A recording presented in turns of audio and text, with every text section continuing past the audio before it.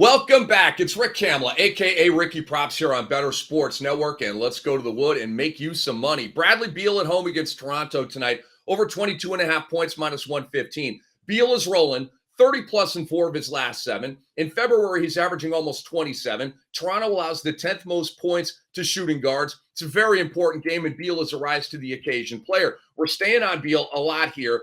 Again at home against Toronto, over 6.5 dimes. Plus 105. He's been over this number in 3 straight, 8-8-7. Toronto allows the most assists to shooting guards, the most. Kuzma and Porzingis are playing, meaning more dime opportunities and more shot makers to give him those dimes. And then I'm combo points and assists on Beal as well. Over 28.5, minus 125. I'm so high on Beal because of this matchup. Toronto just does not defend this position well. He's been over this combo number in 4 of the last 7. And we move on now to Jakob Poeltl.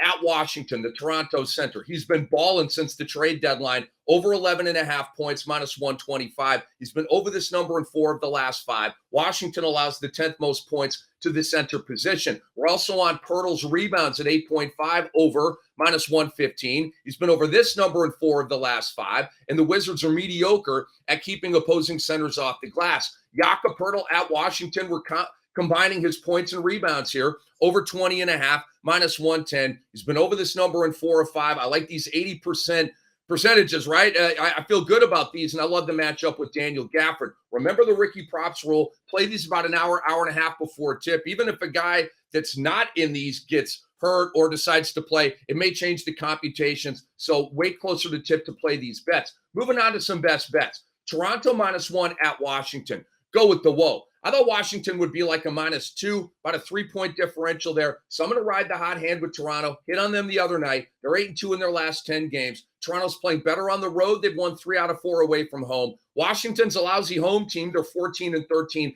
at home, and they're 5-6 in their last 11. I'll go with Toronto. The Clippers, minus 3 at Golden State. Again, go with the whoa. This felt a little nutty to me, but let's go lean in that Clipper direction because of that. They're going to be highly motivated. They've lost 3 in a row in 5 of the last 7. GSW is dominant at home, no doubt, but the Clips are good on the road at 18-16, and the Clippers are going to have more firepower than Golden State, who's going to be playing without Curry and without Andrew Wiggins. A couple of waiver wire pickups for you. Matisse Thybulle, Blazers forward. He's starting over Reddish, okay, with Simons back last night. That's very important. Thybulle's going to be the guy that gets the most consistent minutes. Over the last week, fantasy gold galore. 1.8 blocks, 1.5 steals, and 2.5 threes. And then Talen Horton-Tucker, guard for the Jazz.